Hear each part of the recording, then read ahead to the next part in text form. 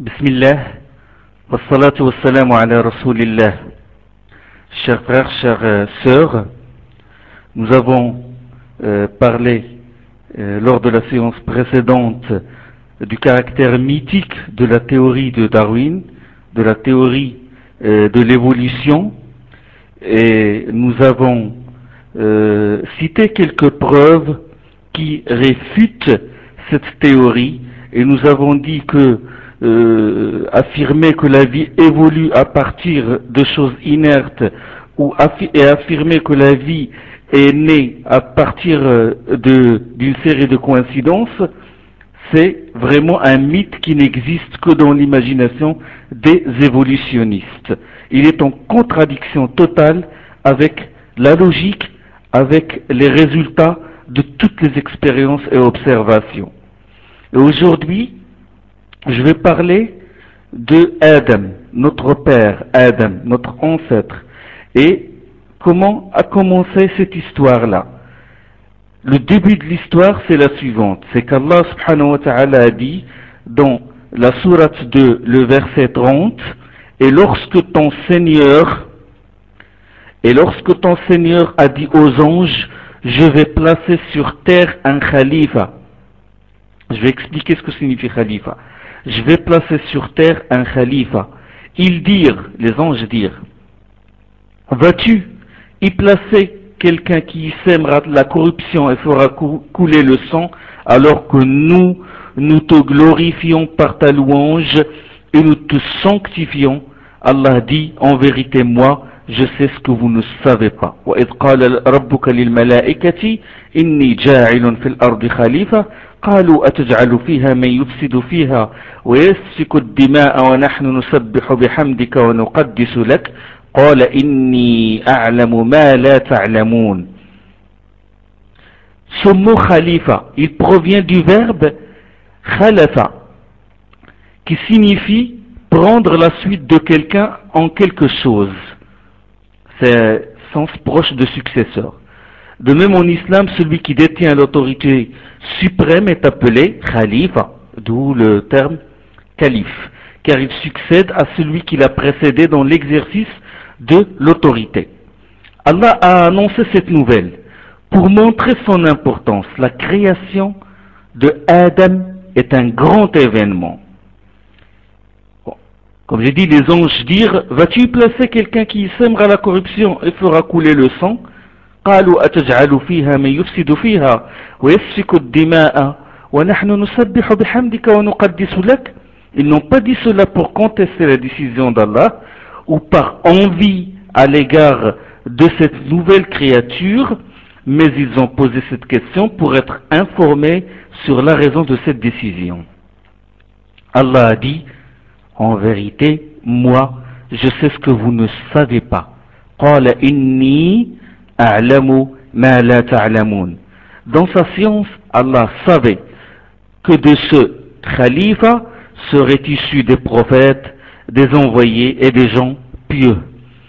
Lorsqu'Allah entreprit la création de Adam, les anges dirent, Allah ne créera pas un être plus noble et plus savant que nous. Les anges s'estimaient être les créatures les plus obéissantes, ne comprenaient pas qu'Allah puisse choisir un autre que pour être son khalifa. Allah ordonna ensuite que la terre d'Adam lui fut apportée et celle-ci fut élevée auprès de lui. De sa main, Allah créa Adam à partir de ce qu'on appelle tin lazib, c'est-à-dire une boue fétide à la fois ductile et ferme, comme il l'a dit dans la sourate 37, le verset 11. Allah a créé Adam de sa main. Bien sûr, sa main, c'est la main d'Allah, mais on ne doit pas la comparer avec la main des créatures, et c'est une main qui est digne de sa majesté, exalté soit-il. Il ne faut pas faire des comparaisons, ni se demander poser des questions sur le comment des choses. afin de ne pas tomber bien sûr dans l'anthropomorphisme ou dans le corporéisme. Allah l'a créé de sa propre main. Quel honneur! Quel honneur! Alors que les autres créatures, il les a créées par son ordre, par l'ordre soi, kun, comme il le dit Allah subhanahu wa ta'ala, innama amruhu iza arada shay'an ay yaqula lahu kun fayakun. Son ordre, quand il veut une chose, tient à ce qu'il dise soit et elle est. Comme il le dit dans la sourate 36, le verset 82. C'est par le verbe par, quand il dit soit, elle est. Mais Allah, concernant Adam, il l'a créé de ses propres mains. Puis Allah a insufflé en lui de son esprit, nafakha fihi min ruhi, comme il le dit dans sourate al-Hijr, sourate 15, versets 28 et 29, wa idh qala rabbuka إني خالق بشرا من صلصال من حمأ مسنون فإذا سويته ونفخت فيه من روحي فقعوا له ساجدين. Et lorsque ton Seigneur eut dit aux anges, je m'en vais créer l'homme d'une boue sèche extraite d'un limon malléable, quand je l'aurai harmonieusement ou quand je l'aurai harmonisé dans sa forme et lui aurai insufflé de mon esprit, tombé, prosterné devant lui. D'après des données traditionnelles, d'après des hadiths, et là je veux souligner un point très important, c'est que les propos que le prophète Mohammed sallallahu alayhi wa sallam a pu tenir en dehors des instants de révélation coranique, les témoignages sur les actes qu'il a pu accomplir dans sa vie publique ou privée, et les approbations et les désapprobations, c'est-à-dire quand son visage se détend, quand il se crispe, montrant son approbation ou sa désapprobation, tout cela est intégré dans des récits qu'on appelle des hadiths et dont l'ensemble forme la sunna. La sunna est un immense corpus littéraire. Elle commente le Coran. La sunna commente le Coran, l'explique, en indique le sens et l'exprime. Regardez comment la religion de l'islam est complète.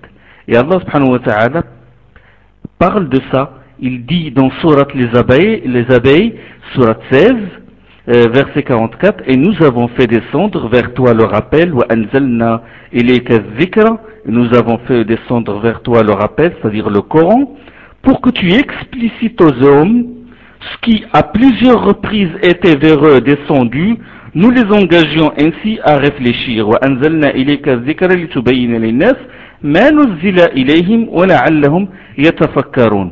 Donc Allah a fait descendre le rappel et aussi ce qui explique ce rappel-là. Il a révélé au prophète sallallahu alayhi wa sallam, il lui a inspiré l'explication du Coran. Chaque hadith du prophète sallallahu alayhi wa sallam, ce qu'a dit le prophète sallallahu alayhi wa sallam, ses actes, ses approbations, ses désapprobations, chaque hadith est composé de deux parties. Il est composé de deux parties bien distinctes, le matn et le sanad, ou l'isnad. L'isnad et le matn. L'isnad c'est quoi? L'isnad c'est la liste des transmetteurs depuis les origines. L'isnad, il établit le lien entre guillemets généalogique entre le prophète sallallahu alayhi wa sallam et le compilateur. Les compilateurs célèbres sont le Bukhari, Muslim, Nasa'i et Tirmidhi, etc. Le matn, c'est le corps du hadith, c'est la parole qui est dedans, le contenu. Je vous donne un exemple. L'imam al-Bukhari, cet imam, il rapporte dans son sahih, c'est-à-dire dans son recueil de hadith. Il rapporte, il dit, voilà, je vous donne cet exemple-là, Haddathana al-Humaydi, Abdullah ibn Zubayr. Il dit, Al-Humaydi nous a transmis en disant, Sufyan nous a transmis par tradition orale de maître à élève en disant, قال حدثنا سفيان قال حدثنا يحيى بن سعيد الأنصاري. Il dit, Sufyan nous a transmis par tradition orale, là je parle de la chaîne des transmetteurs, nous a transmis par tradition orale de maître à élève en disant Yahya ibn Sa'id al-Ansari nous a à son tour transmis en disant Akhbarani Muhammad ibn Ibrahim Taymi, Muhammad ibn Ibrahim Taymi nous a rapporté qu'il a entendu Alqama ibn Waqqas al-Laythi dire j'ai entendu Omar ibn al-Khattab dire alors qu'il était en chair, j'ai entendu l'envoyé d'Allah prononcer ces paroles, les œuvres ne valent que par les intentions, à chacun seulement selon son intention. أخبرني محمد بن إبراهيم التيمي أنه سمع علقمة بن وقاص الليثي يقول سمعت عمر بن الخطاب رضي الله عنه على المنبر يقول سمعت رسول الله صلى الله عليه وسلم يقول إنما الأعمال بالنيات. Donc depuis le Bukhari jusqu'au prophète sallallahu alayhi wa sallam, il y a toute une liste de rapporteurs. Nous, c'est très important ce point-là. Nous connaissons le Bukhari, nous connaissons sa biographie, nous savons qu'il est né en 194 de l'Hégire, c'est-à-dire 194 après l'émigration du prophète sallallahu alayhi wa sallam. C'est-à-dire exactement le 21 juillet 810 après Jésus-Christ. Il est né à Bukhara, à Ouzbékistan, et il est mort en août 870 après Jésus-Christ, en 256 de l'Hégire. Nous connaissons le Humaydi, il est mort en 219, en 134 après Jésus-Christ.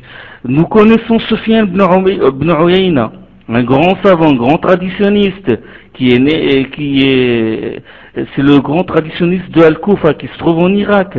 Donc nous connaissons tous ces transmetteurs-là. Depuis le Bukhari, qui a écrit ce livre-là, qui a écrit son Sahih, son recueil de tradition, jusqu'au prophète Mohammed sallallahu alayhi wa sallam. Il n'y a aucune lacune dans cet isnad, dans cette chaîne de transmetteurs. Il y a des grands ouvrages où figurent ces transmetteurs de hadith, leur biographie, leur degré d'honorabilité. Est-ce qu'ils sont dignes de foi ou méritent d'être récusés et rejetés? Il y a des critères stricts pour cela. Tout cela, c'est dans des livres comme par exemple le livre qui s'appelle Jarh wa Ta'dil, Sir A'lam Nubala, Tahzib al-Kamal, Lisan al-Mizan, etc. C'est l'islam, j'ai insisté sur ce point-là, parce que l'islam, elle est la seule religion où la liste des transmetteurs qui remonte au prophète sallallahu alayhi wa sallam est consignée et préservée. Elle est la seule religion. La seule religion, c'est l'islam. La seule religion où la liste des transmetteurs qui remonte au prophète sallallahu alayhi wa sallam est consignée et préservée, c'est l'islam. On ne trouve pas dans les autres religions ce genre de science et ce genre d'exactitude dans la transmission. Dans les autres religions, on ne peut pas trouver, ne serait-ce qu'une seule chaîne de rapporteurs qui remonte par exemple à Moïse ou qui remonte à Jésus ou à d'autres prophètes. Voilà le privilège de notre religion et c'est une preuve que notre religion c'est la religion authentique et que tout le monde doit la suivre. Pourquoi tout cela? Pourquoi il y a cet isnad? Pourquoi il y a cette chaîne de transmetteurs et toute cette science et l'étude les critères qui sont stricts sur le caractère honorable ou les critères qui sont stricts qui disent que telle personne elle est digne de confiance ou il est récusé? Pourquoi tout cela? Pour fermer la porte à quiconque cherche à imputer au prophète sallallahu alayhi wa sallam ce qu'il n'a pas dit et ajouter à la religion ce qui n'en fait pas partie. Le but de cela, c'est pour protéger la sunna. Allah a engagé des soldats, ce sont les grands savants, les muhaddithun, qui protègent sa sunna. Notre religion, elle est protégée. Notre Coran, il est protégé. Allah subhanahu wa ta'ala l'a gardé. Notre sunna aussi est protégée. Et donc, il y a des muhaddithun, des grands traditionnistes qui protègent notre sunna.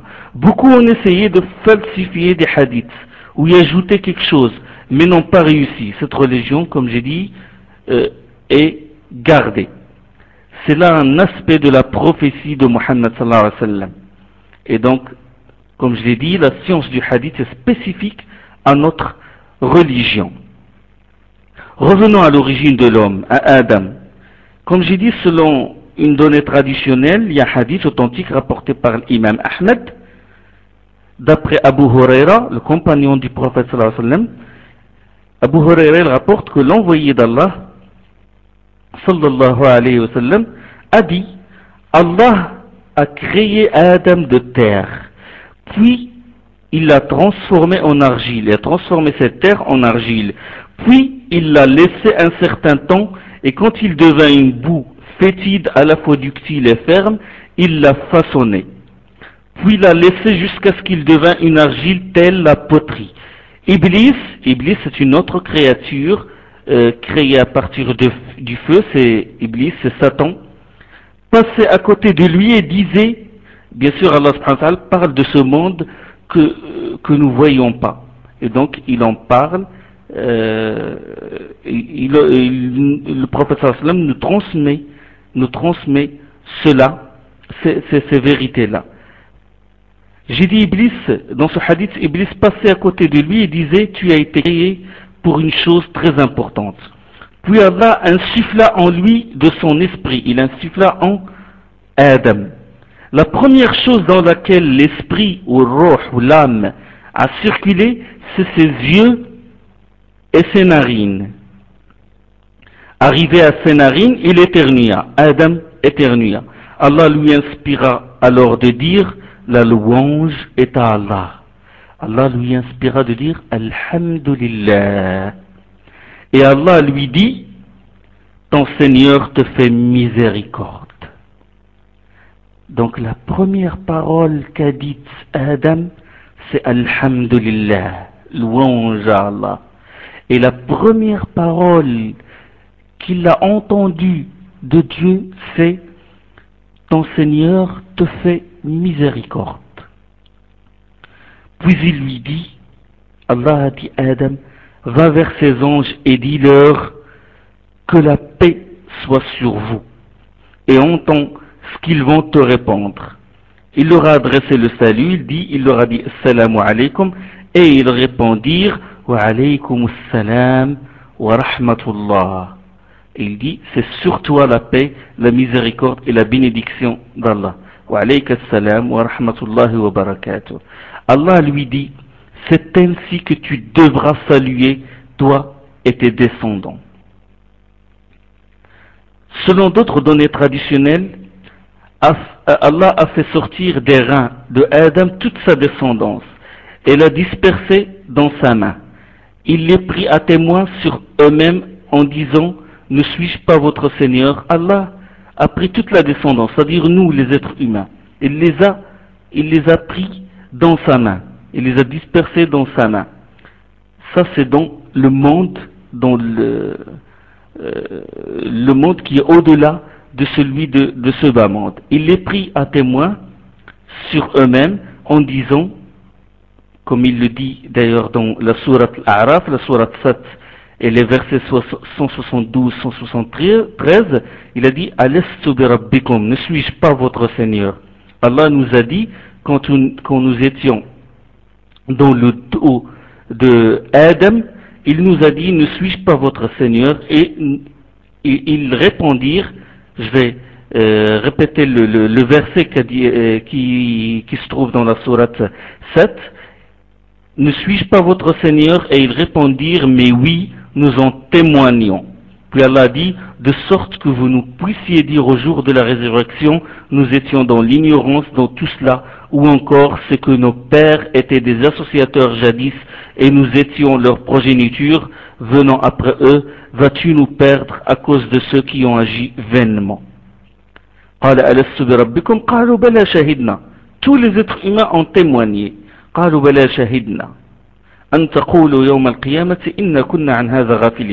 nous met en garde, il dit: de sorte que vous ne puissiez dire au jour de la résurrection, nous étions dans l'ignorance dans tout cela, ou encore c'est que nos pères étaient des associateurs jadis et nous étions leur progéniture, venant après eux, vas-tu nous perdre à cause de ceux qui ont agi vainement? C'est-à-dire, Allah subhanahu wa ta'ala nous met en garde, il dit: il ne faut pas dire cela. Ce témoignage qu'a requis Allah de nous est une vérité. Il s'est passé Bien sûr, nous ne rappelons pas de ce témoignage-là, mais nous le gardons en nous-mêmes. Nous le gardons en nous-mêmes, dans notre prime nature. Chacun de nous témoigne au fond de lui que Dieu l'a créé. Il est unique dans sa seigneurialité. Il est le seul qui mérite l'adoration. Chacun de nous, au fond de lui-même, témoigne de cela. Prime nature. Islam originel. Nous avons tous cet islam originel. Tout être humain sur terre, il a cette prime nature, cette fitra. Allah subhanahu wa ta'ala il dit dans Sourate 30 et le verset 30, فَأَقِمْ وَجْهَكَ لِلدِّينِ حَنِيفًا فِطْرَةَ اللَّهِ الَّتِي فَطَرَ النَّاسَ عَلَيْهَا لَا تَبْدِيلَ لِخَلْقِ اللَّهِ ذَلِكَ الدِّينُ الْقَيِّمُ. Ainsi donc redresse ton visage vers la religion en tant que croyant originel en suivant la prime nature selon laquelle Allah a prédisposé les hommes. Point de changement à la création d'Allah, telle est la religion droite. Donc, nous sommes prédisposés à recevoir la religion d'Allah subhanahu wa ta'ala. Il n'y a pas cette incompatibilité entre notre prime nature, notre nature originelle et les lois d'Allah, exalté est-il. Il y a un hadith authentique d'après Iyad ibn Himar, qu'Allah l'agrée, d'après le prophète sallallahu alayhi wa sallam, le prophète sallallahu alayhi wa sallam il rapporte qu'Allah a dit « J'ai créé tous mes serviteurs originellement croyants, hanif, originellement croyants, wa inni khalaqtu ibadi hunafa'a kullahum wa innahum atathum ash-shayatin » mais les démons les détournent de leur religion, leur interdisent ce que je leur ai rendu licite et leur ordonnent de m'associer, ce sur quoi je ne fais descendre aucune justification. وإني خلقت عبادي حنفاء كلهم وإنهم أتتهم الشياطين فاجتالتهم. Il nous a créés originellement croyants, mais c'est la société après qui nous transforme. C'est les démons parmi bien sûr les shayatins, les démons parmi les hommes et les djinns qui les détournent. Allah dit mais les démons les détournent de leur religion. فاجتالتهم عن دينهم فاجتالتهم عن دينهم وحرمت عليهم ما أحللت لهم. Leur interdit ce que je leur ai rendu licite et leur ordonne de m'associer cela sur quoi je ne fais descendre aucune justification. Donc en nous-mêmes par exemple nous trouvons de l'aversion, il y a quelque chose en nous qui nous empêche par exemple de boire le vin. Nous savons que c'est une chose mauvaise. Et la religion, elle est venue nous interdire le vin. Donc il n'y a pas d'incompatibilité entre ce qu'il y a en nous-mêmes et les lois d'Allah subhanahu wa ta'ala.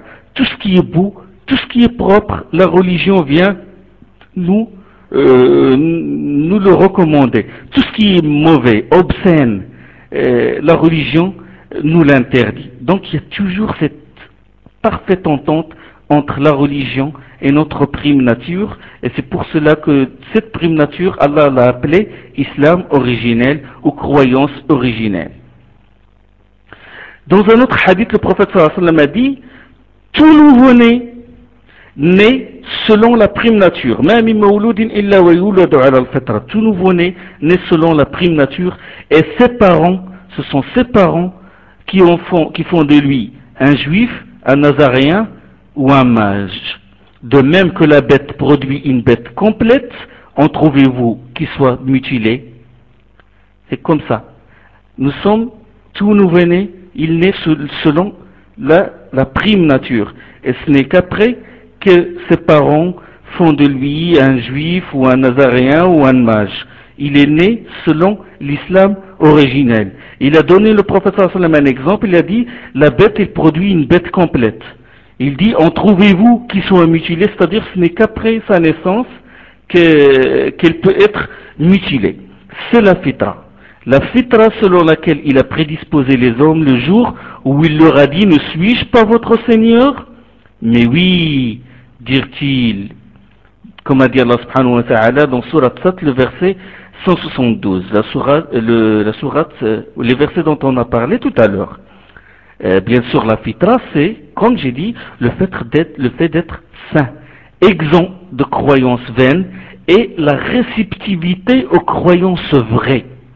Réceptivité du monothéisme, réceptivité de l'ordre de respecter son père et sa mère, réceptivité de la vie en famille, réceptivité de tout ce qui est bon, réceptivité de tout ce qui est beau, bon et beau.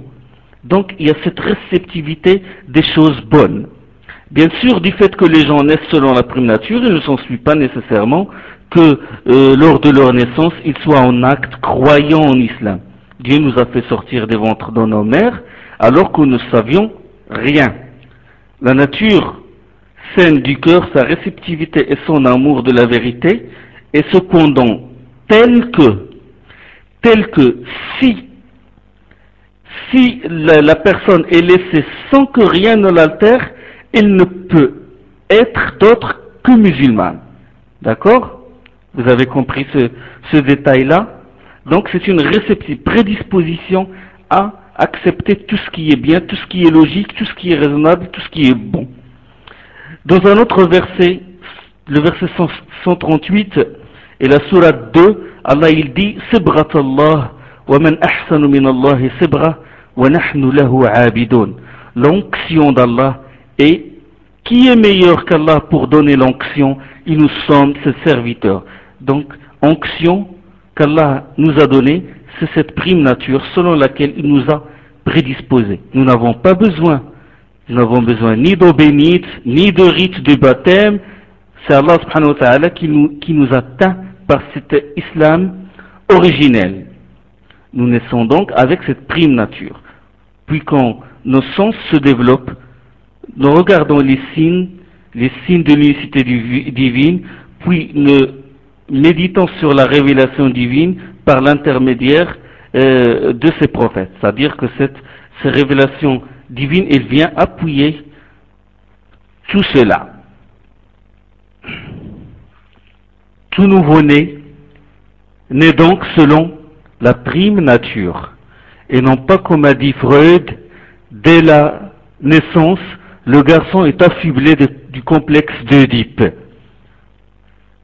Ce psychanalyste qui s'appelle Freud, Sigmund Freud, il dit que l'enfant dès sa naissance est affublé du complexe d'Œdipe. Et il y a aussi le complexe de Jocaste pour les filles. Ce garçon, dès sa naissance, il tente de tuer son père pour prendre sa place dans le lit conjugal. Complexe d'Œdipe, comme il le définit, ce fantasme sexuel spontanément développé par l'enfant et projeté sur le parent du sexe opposé. Cet enfant, subhanallah, cet enfant, un don d'Allah, comme il l'a dit dans la sourate 42, le verset 49, il crée ce qu'il veut, il fait don de filles à qui il veut et don de garçons à qui il veut. Ce don du ciel, cet être innocent et beau, Freud le qualifie de pervers polymorphe, comme c'est cité dans ses livres, et prétend identifier des désirs sexuels violents et sauvages dans beaucoup de ses gestes et attitudes normales. Les attitudes normales des enfants, comme par exemple la tristesse, la joie, la colère, la peur, la curiosité, etc. Ces gestes-là, Freud les interprétait comme étant des caprices, intrinsèquement hostiles ou bien des manœuvres stratégiques oedipiennes destinées à satisfaire des envies et des rivalités sexuelles inévitables. Inévitables. Bien entendu, les psychanalystes qui sont venus après Freud ont développé ce dogme et l'ont entretenu, allant jusqu'à dire que le petit enfant normal est tout simplement le criminel né, un être cruel, avide de la dévoration sadique du sein maternel. Voilà. Il bâtit sa théorie sur un mythe grec, c'est ce qu'on appelle le complexe d'Oedipe, et il le considère comme une réalité. Ce complexe d'Oedipe, c'est un sentiment qui apparaît spontanément chez tout être humain, bizarrerie sur bizarrerie. Ce Freud, ce fondateur de cette pseudo-science, je dis bien pseudo-science, parce qu'il ne se base sur aucun fait scientifique, cette pseudo-science qui est la psychanalyse, aucun de ses travaux n'est fondé sur des faits cliniques solides. Tout ce qu'il a fait, c'était de manipuler des faits et d'inventer des malades. J'ai trouvé dans un entretien paru dans la revue Biosciences, numéro 16, le numéro du mois d'août-octobre 2003, une question a été posée à un psychologue. La question est la suivante. Parmi les questions qu'on lui a posées, vous relevez que sur les 307 analystes ou psychanalystes, analystes officiellement enregistrés entre 1902 et 1938, Freud est mort en 1938. La question c'était ça, vous relevez que sur les 307 analystes officiellement enregistrés en 1902 et 1938 à l'Association internationale de psychologie, ou de psychanalyse plutôt, 25 se sont suicidés, soit un taux alarmant par rapport à la moyenne de la population. Si les analystes eux-mêmes ne sont pas guéris de leur névrose par la doctrine freudienne, certains patients ne sont hélas pas en reste. Quel bilan pouvez-vous tirer de la psychanalyse du point de vue de son succès clinique? Ce psychologue a répondu: il est désormais admis qu'aucun malade n'a été guéri par Sigmund Freud. Et on ne possède aucune preuve qu'un seul ait été réellement amélioré par sa méthode. Sigmund Freud a maintes fois affirmé que son traitement unique et sans rival procure des guérisons, des succès thérapeutiques qui ne le cèdent en rien aux plus beaux résultats qu'on obtient dans le domaine de la médecine interne. Et je puis ajouter que les succès dus à la psychanalyse ne peuvent être obtenus par aucun autre procédé de traitement. C'est ce que dit Sigmund Freud. Il n'en eut aucun, répond ce psychologue. Les successeurs n'ont jamais fait mieux que le fondateur, et quelquefois ils ont fait pire.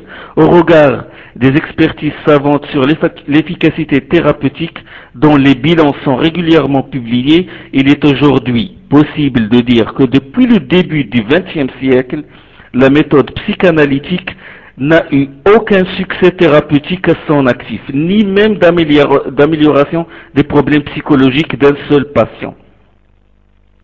Je parle de cet homme-là, de ce charlatan, fondateur de cette soi-disant science, la psychanalyse, parce qu'on a fait beaucoup de propagande et il a causé beaucoup de dégâts à l'humanité. Et je vais revenir à ce sujet, Inch'Allah, dans les prochaines séances. Donc, l'enfant, il est né selon la prime nature et il n'est pas né, comme dit Freud, obsédé par ce fantasme sexuel. Nous avons dit que quand Allah a dit aux anges qu'il va créer un khalifa sur terre, les anges dirent: Allah ne créera pas un être plus noble et plus savant que nous. Rappelez-vous ce que nous avons dit à propos de Adam. Et là, nous allons dire la suite, ou si vous voulez, je vais répéter ce que j'ai dit tout à l'heure. Je répète le verset 30 de la sourate 2. Et lorsque ton Seigneur a dit aux anges: je vais placer sur terre un khalifa, ils dirent: vas-tu y placer quelqu'un qui sèmera la corruption et fera couler le sang, alors que nous te glorifions par ta louange et nous te sanctifions?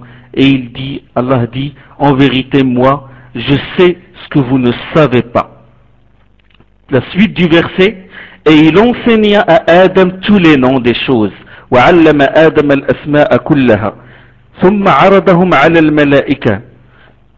Puis il présenta ces choses aux anges en leur disant, dites-moi le nom de celle-ci si vous êtes véridique. وعلم آدم الأسماء كلها ثم عرضهم على الملائكة فقال أنبئوني بأسماء هؤلاء إن كنتم صادقين. قالوا سبحانك لا علم لنا إلا ما علمتنا إنك أنت العليم الحكيم. Ils dirent, gloire à toi, nous n'avons pas d'autre science que celle que tu nous as enseignée. En vérité c'est toi l'omniscient, le très sage. Allah a dit, ô Adam, enseigne-leur leurs noms, enseigne-leur les noms de ces choses.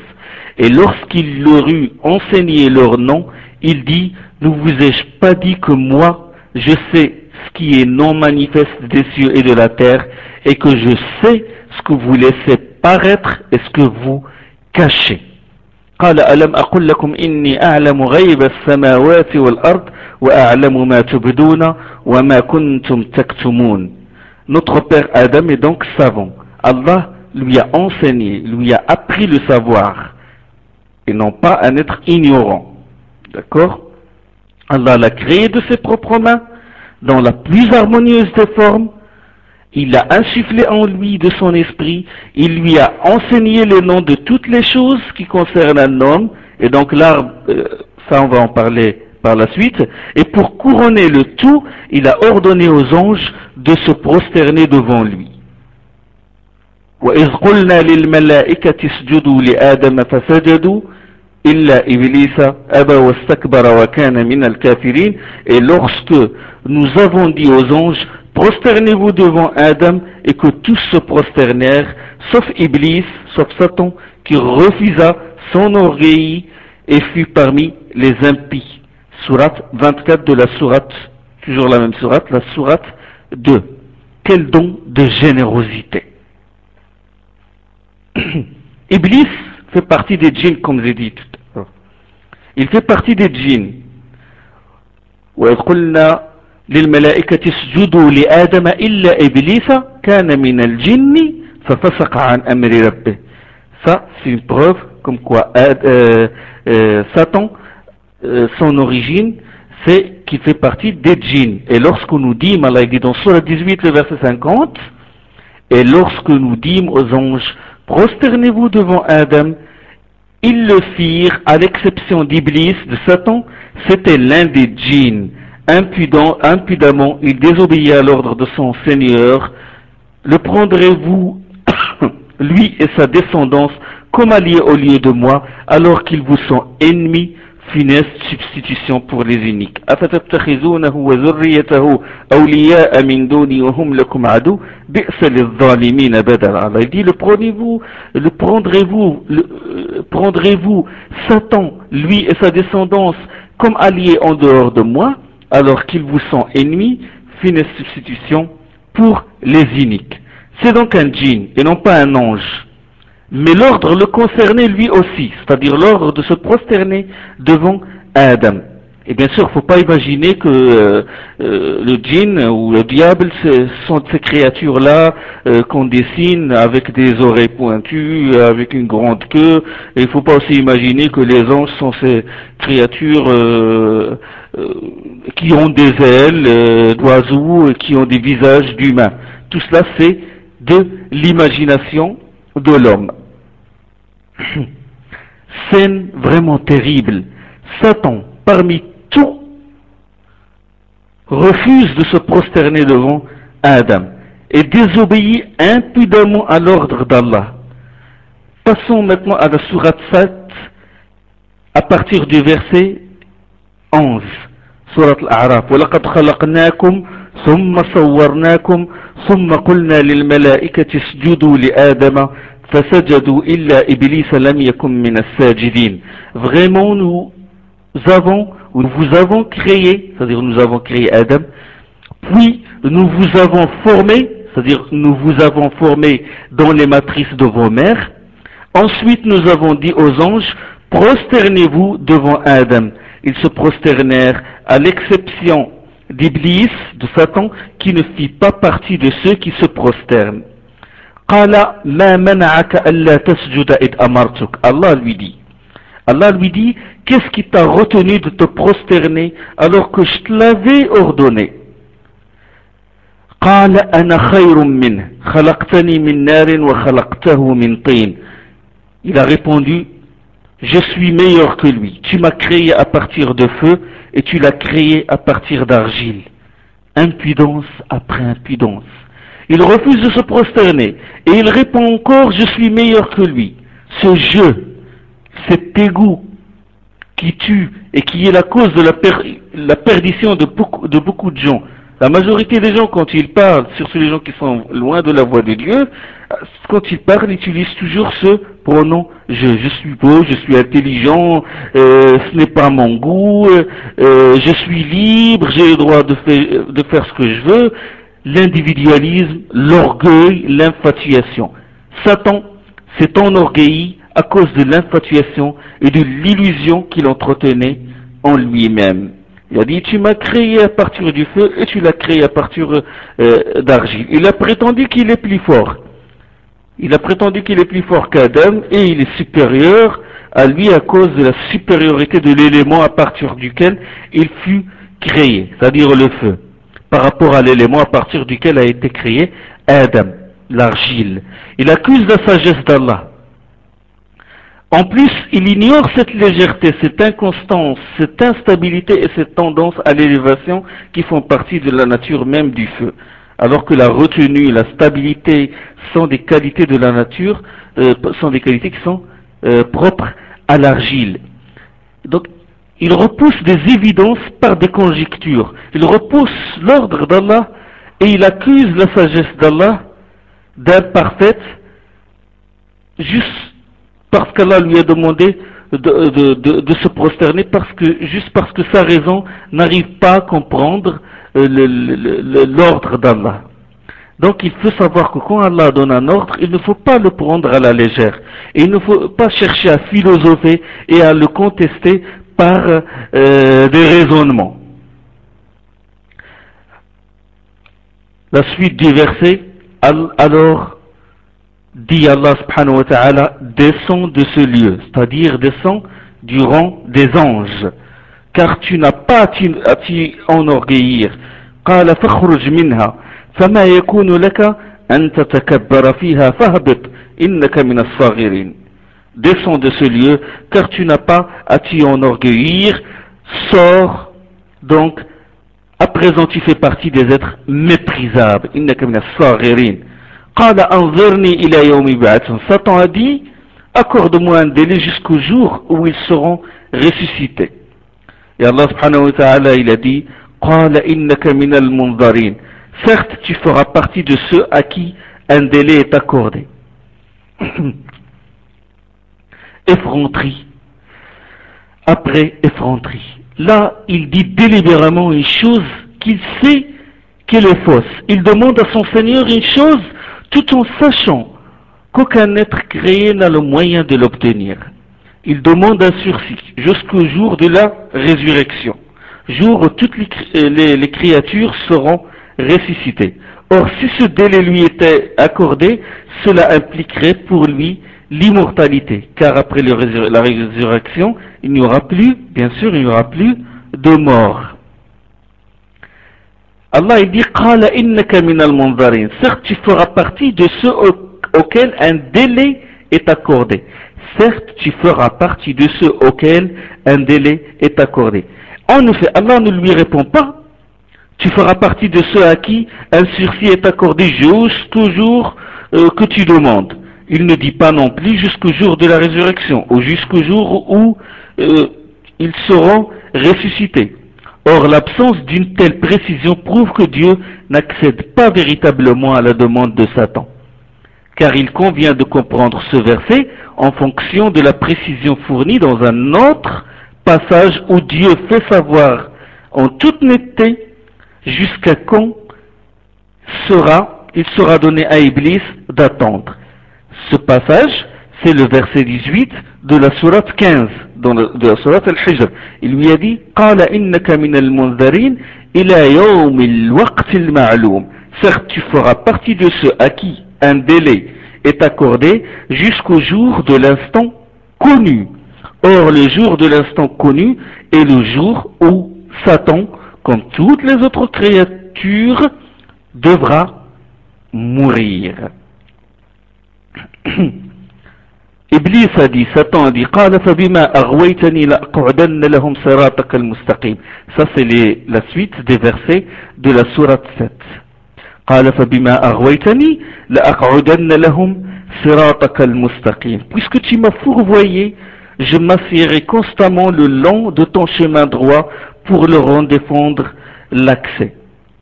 Une autre effronterie. Il accuse Dieu de l'avoir induit en erreur, alors que Dieu lui a donné le libre choix. Il ne l'a pas contraint. Allah lui a donné le libre choix et c'est lui qui a choisi l'égarement. Et ça c'est le problème de beaucoup de gens. Quand ils tombent dans des problèmes, ils accusent Allah, ils disent que c'est Allah qui nous a amené, qui nous a poussé à faire ça. Non. Allah leur a donné le libre choix à l'homme et il a donné le libre choix au djinn. Et il a dit la suite du verset, qu'est-ce qu'il a dit Satan? Je les assaillerai ensuite constamment sur leur avant, sur leur arrière, sur leur droite et sur leur gauche.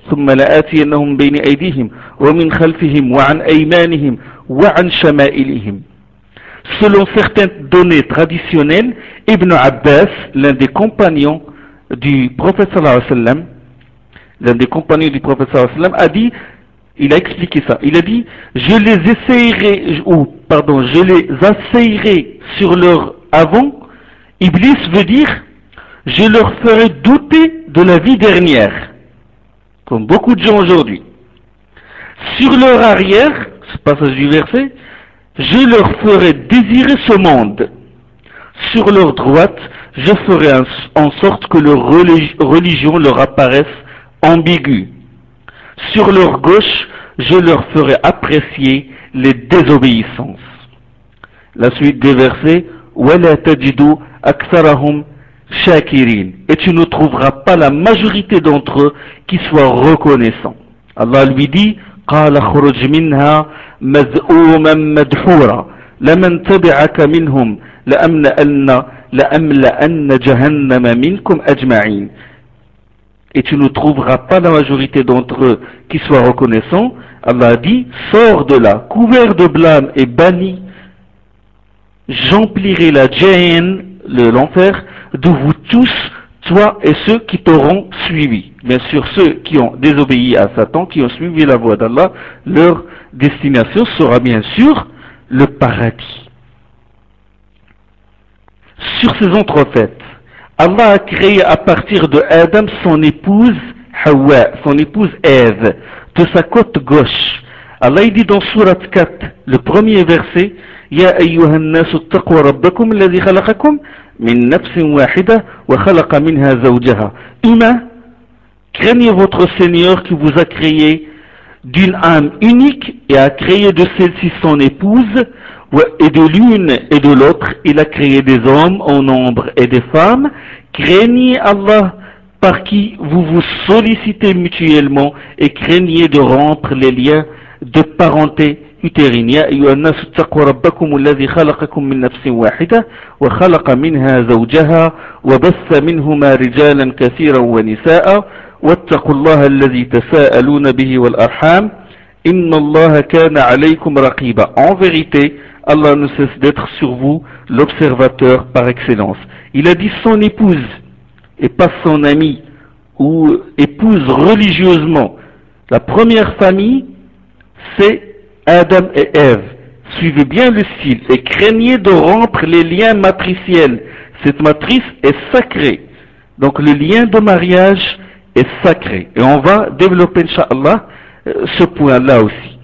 Ensuite, Allah a demandé, nous faisons maintenant de relater l'histoire tout simplement. Mais on va analyser, on va expliquer les faits dans les séances prochaines, Inch'Allah. Ensuite, Allah a demandé à Adam et à son épouse d'habiter le paradis. Comme il le dit, subhanahu wa ta'ala, verset 19, surat 7, le verset 19 de la surat Al-A'raf. Ô Adam, habite avec ton épouse le paradis et mangez d'où ce que vous voulez. Toutefois, n'approchez pas cet arbre, car vous seriez au nombre des imites. ويا آدم اسكن أنت وزوجك الجنة وكلا من حيث شئتما ولا تقربا هذه الشجرة فتكونا من الظالمين. Ô Adam, habite avec ton épouse le paradis et mangez d'où que vous le voulez. Toutefois, n'approchez pas cet arbre, car vous seriez au nombre des iniques. À la base, la place de l'être humain est quoi? Et le paradis. C'est ça le message que veut nous envoyer Allah. Il dit qu'à la base, l'homme, sa place est au paradis. Quand Satan a refusé de se prosterner devant Adam, Allah a mis ce dernier en garde. Il a mis Adam en garde contre Satan. وَإِذْ قُلْنَا لِلْمَلَائِكَةِ اسْجُدُوا لِآدَمَ فَسَجَدُوا إِلَّا إِبْلِيسَ أَبَى. Comme dit Allah subhanahu wa ta'ala dans la sourate Taha, la sourate 20. Et lorsque nous dîmes aux anges, prosternez-vous devant Adam, ils le firent à l'exception d'Iblis, de Satan, qui s'y refusa. فقلنا يا آدم إن هذا عدو لك ولزوجك فلا يخرجنكما من الجنة فتشقى. Nous dîmes à Adam, c'est un ennemi pour toi et pour ton épouse, qu'il ne vous fasse pas sortir tous deux du paradis pour votre malheur. إن لك ألا تجوع فيها ولا تعرى وأنك لا تظمأ فيها ولا تضحى. Ici, tu as privilège de ne connaître ni la faim, ni la nudité, ni la soif, ni le plein soleil. Ce verset prouve que Adam et son épouse étaient habillés. Ils n'étaient pas nus. Comme certains le pensent, le font penser quand on dit dans la tenue d'Adam et d'Ève, cela veut dire pour eux qu'il est nu. Non, c'est faux. Ce n'est pas digne d'un être humain d'être nu. Et a fortiori notre père Adam, à qui Allah a fait beaucoup de dons de générosité, l'a honoré, l'a créé de ses propres mains et a ordonné aux anges de se prosterner devant lui. Et a fortiori notre mère Ève, paix sur elle. Dans cette même sourate, la sourate 20, le verset 120, فَوَسْوَسَ إِلَيْهِ الشَّيْطَانُ قال يا آدم هل أدلك على شجرة الخلد وملك لا يبلى. Mais Satan le tenta de ses suggestions en disant Adam, te guiderai-je à l'arbre de l'éternité et à un royaume indestructible? Là, Satan commence à lui chuchoter pour le faire perdre. Dans la sourate Al-A'raf, la sourate 7, le verset 19, regardez comment les versets du Coran expliquent les uns les autres. Allah subhanahu wa ta'ala dit ô Adam, habite avec ton épouse le paradis et mangez d'où que vous le voulez. Toutefois, n'approchez pas cet arbre car vous seriez du nombre des injustes. ويا آدم اسكن أنت وزوجك الجنة وكلا من حيث شئتما ولا تقربا هذه الشجرة فتكونا من الظالمين. فوسوس لهما الشيطان ليبدي لهما ما وري عنهما من سوآتهما. Satan leur chuchota afin que leur apparaisse leur nudité qui était jusque-là cachée. Et leur dit, qu'est-ce qu'il leur chuchota? Votre Seigneur ne vous a interdit cet arbre que pour que vous ne soyez pas deux anges ou que vous ne soyez pas immortels. Et il leur jura qu'il était pour eux de bons conseils. Il leur jura qu'il était pour eux de bons conseils. وَقَاسَمَهُمَا إِنِّي لَكُمَا لَمِنَ النَّاصِحِينَ فَدَلَّاهُمَا بِغُرُورٍ. Ainsi les trompa-t-il tous deux en les illusionnant. فَدَلَّاهُمَا بِغُرُورٍ فَلَمَّا ذَاقَ الشَّجَرَةَ بَدَتْ لَهُمَا سَوْآتُهُمَا. Alors dès qu'ils eurent goûté à l'arbre, leur nudité apparut. Alors dès qu'ils eurent goûté à l'arbre, leur nudité apparut, et ils se mirent à se couvrir avec les feuilles du paradis, et leur Seigneur les appela. Ne vous ai-je pas prévenu que Satan est pour vous un ennemi déclaré? فَدَلَّاهُمَا بِغُرُورٍ فَلَمَّا ذَاقَ الشَّجَرَةَ بَدَتْ لَهُمَا سَوْآتُهُمَا وطفقا يخصفان عليهما من ورق الجنة وناداهما ربهما ألم أنهكما عن تلكما الشجرة وأقل لكما إن الشيطان لكما عدو مبين. Je m'arrête ici et la séance prochaine je parlerai de la suite de cette histoire de Adam avec Iblis.